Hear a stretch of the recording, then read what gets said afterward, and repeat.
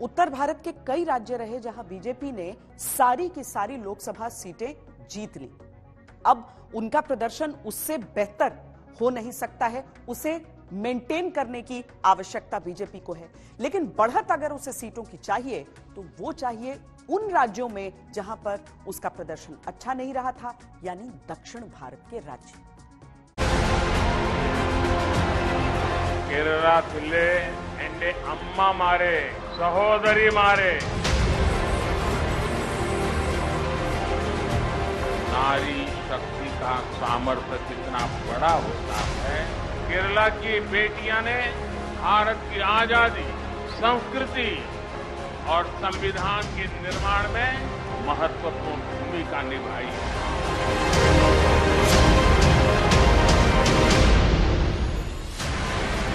PM Modi ने विपक्ष को चुनौतियां तो कई बार दी और कई तरह की दी, लेकिन इस बार की चुनौती थोड़ी अलग है। उन्होंने विपक्ष की सारी उम्मीदों और कोशिशों को चुनौती दी है और तीसरी बार सरकार बनाने का भरोसा जताया है। और सिर्फ भरोसा ही नहीं, पीएम ने अब की बार 400 पार का मंत्र भी फूंक दिया है। लेकिन क्या दक्षिण भारत को साधे बिना ये संभव है? क्या दक्षिण भारत में पीएम मोदी बीजेपी का झंडा बुलंद कर पाएंगे? क्या बीजेपी साउथ में सियासत को साध पाएगी? राम मंदिर को लेकर के इस सदन ने जो प्रस्ताव पारित किया है, वे देश की भावी पीढ़ी को इस देश के मूल्यों पर गर्व करने की संवैधानिक शक्ति देगा। ये सही है कि हर किसी में ये सामर्थ्य नहीं होता है कि ऐसी चीजों में तो कोई हिम्मत दिखाते हैं, कुछ लोग मैदान छोड़ के भाग जाते हैं, लेकिन फिर भी भविष्य के रिकॉर्ड को देखेंगे तो आज जो व्याख्यान वो हुए हैं, जो बातें रखी गई हैं, उसमें संवेदना भी है, संकल्प भी है, सहानुभूति भी है और सबका साथ सबका विकास के मंत्र को आगे बढ़ाने का उसमें तत्व भी।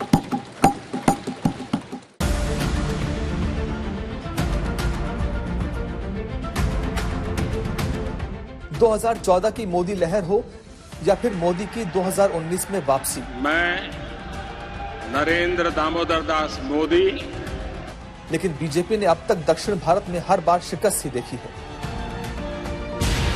दक्षिण के 5 राज्यों में कुल 129 लोकसभा सीटें हैं। इनमें आंध्र प्रदेश में 25, केरल में 20, कर्नाटक में 28, तमिलनाडु में 39, तेलंगाना में 17 सीटें हैं।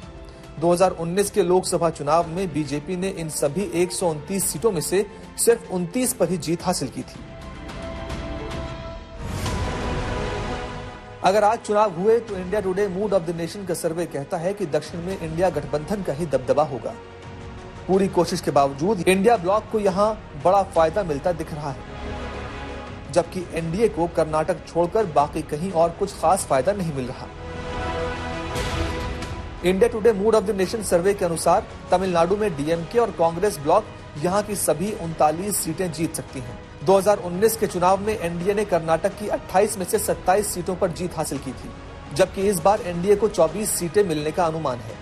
आंध्र प्रदेश में 25 लोकसभा सीटें आती हैं। सर्वे में न तो एनडीए का यहां खाता खुलता दिख रहा है और न ही इंडिया ब्लॉक का। चंद्रबाबू नायडू को 17 सीटों पर जीत मिलने के अनुमान है।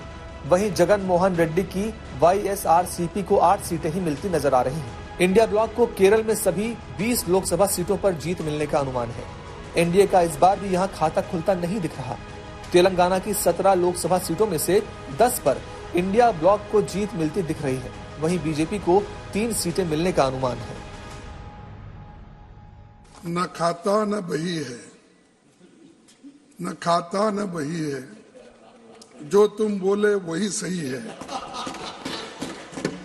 न्यूज ये छिप रही है, सब कुछ बिल्कुल सही है।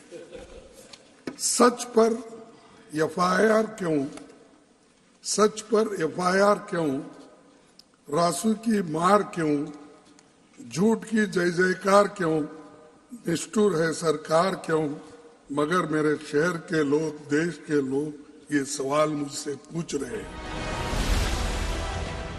2 सीट से सत्ता का शंख फूंक देने वाली पार्टी सिर्फ दक्षिण में ही कमजोर है। दक्षिण भारत में बीजेपी को लगातार हार मिली है, लेकिन इसके बावजूद प्रधानमंत्री ने पूरी कोशिश की है हर वोट को बटोरने की।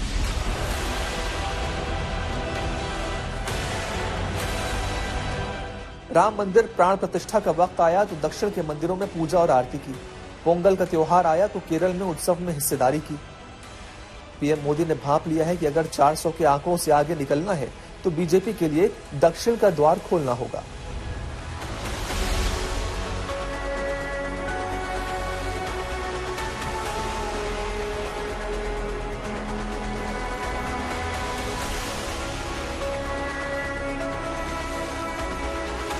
ये सच है कि हर लोकसभा चुनाव में नरेंद्र मोदी ने कमाल ही किया है, लेकिन इस बार चुनौती बड़ी है। इसलिए सबको साधने की कोशिश है, सबको समेटने की कोशिश है, सबको साथ रखने की कोशिश है, साथ दिखाने की कोशिश है, साथ दिखने की कोशिश है, साथ चलने की कोशिश है, साथ रहने की कोशिश है।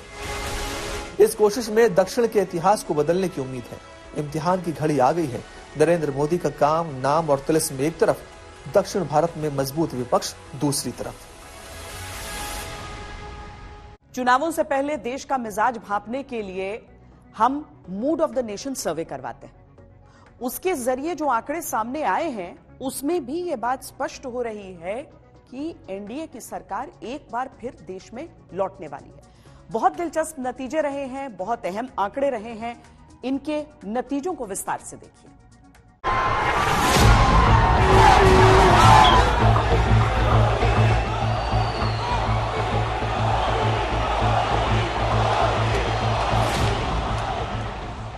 लोकसभा चुनाव में क्या एनडीए हैट्रिक लगाएगा या विपक्ष कुछ कमाल कर पाएगा? पार्लियामेंट में ओबीसी वर्ग को भागीदारी की क्या जरूरत? मैं ओबीसी हूं। इसे समझने के लिए इंडिया टुडे ने सी वोटर के साथ मिलकर मूड ऑफ द नेशन सर्वे किया। ये सर्वे सभी 543 लोकसभा सीटों पर हुआ। 1.5 महीने तक चले इस सर्वे में करीब 1.5 लाख लोगों को शामिल किया गया। 35,000 लोगों से सीधे बात की गई।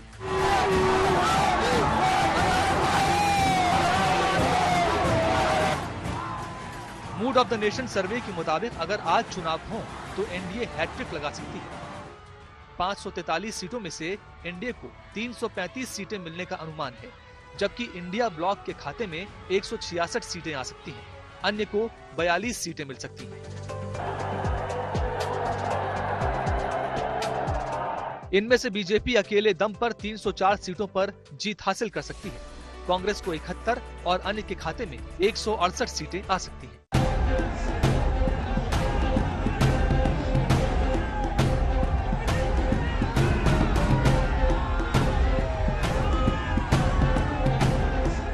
वहीं वोट शेयर के हिसाब से देखा जाए तो एनडीए गठबंधन को 44% वोट शेयर मिल सकता है। इंडिया गठबंधन को 38% और अन्य का वोट शेयर 18% रहने की उम्मीद है। पार्टी के हिसाब से वोट शेयर पर नजर डालें तो बीजेपी का वोट शेयर 40%, कांग्रेस का 19% और अन्य का 41% वोट शेयर रहने का अनुमान है। हमने जनता से पूछा कि प्रधानमंत्री के तौर पर आपकी पहली पसंद कौन है। 55% लोगों ने कहा कि वो नरेंद्र मोदी को बेहतर प्रधानमंत्री के तौर पर देखना चाहेंगे, तो 14% लोगों ने राहुल गांधी का नाम लिया। हमने सर्वे में जनता से पूछा कि भारत के अब तक के प्रधानमंत्रियों में से सबसे बेहतर पीएम आप किसको मानते हैं। 44% लोग नरेंद्र मोदी को अब तक का सबसे बेहतरीन पीएम मानते हैं। 15% लोग अटल बिहारी वाजपेयी को, 11% लोग मनमोहन सिंह को, 14% लोग इंदिरा गांधी को और 6% लोग जवाहरलाल नेहरू को बेहतर पीएम मानते हैं। राज्यवार क्या स्थिति रह सकती है, ये भी सर्वे में निकलकर सामने आया है।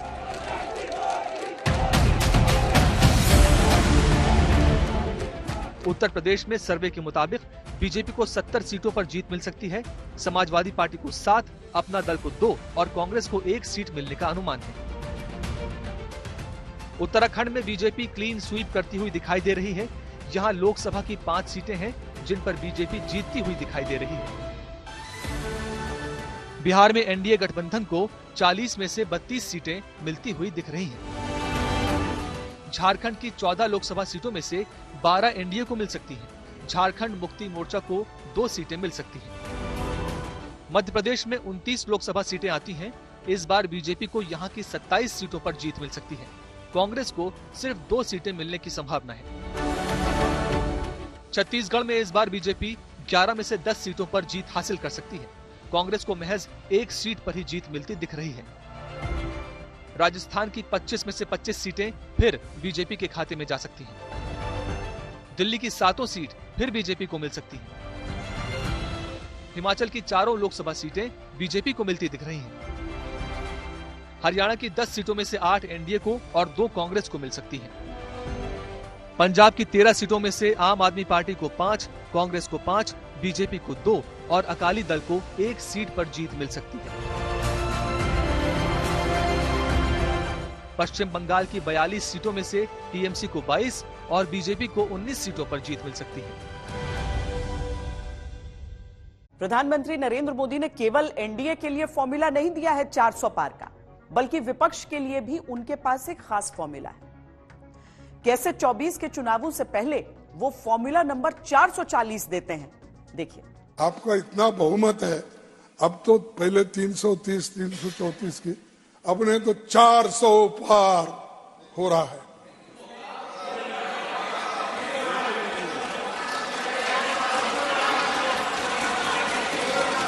अरे 400, अरे तुम चुन के आओ सर, मेरा दावा है ये लोग ठहर के चुन के आने दो सब। नहीं, ये लोग ठहर के चुन के आने दो। चुनाव के दिन है तो हर बात चुनावी है। कुछ जुबान से फिसले भी तो वो मौके पर चौके का अवसर है। प्रधानमंत्री मोदी ने 400 पार का लक्ष्य तय किया। खड़गे ने उस पर वक्तव्य दिया तो चुनावी रंग और गाढ़ा हो गया। मैं खड़गे जी का विशेष आभार प्रकट करता हूं। उन्होंने जो 400 सीट एनडीए के लिए आशीर्वाद दिया है, और मैं खड़गे जी के इन आशीर्वाद को, आपके आशीर्वाद मेरे सर आंखों पर। प्रधानमंत्री मोदी जीत को लेकर अगर आश्वस्त हैं, तो उसके पीछे विपक्ष की अपनी ही रस्साकशी है। ममता ने पश्चिम बंगाल से कांग्रेस पर करारा हमला बोला। प्रधानमंत्री मोदी ने कांग्रेस के वो आम चुनावों का लक्ष्य सेट कर दिया। তুমি 40টা সিট পাবে কিনা আমরা জানি না, সারা ভারত 300টা সিট লড়ে। আজ তোমাদের এত অহংকার, এত অলংকার। আমি নাই বা কিছু চাইলাম, তাও আমি বলেছিলাম 2টো সিট তোমাদের দেবো, তোমাদের জিতিয়েও দেবো। বললো হবে না। আমি বললাম কটা চাই? 42টা।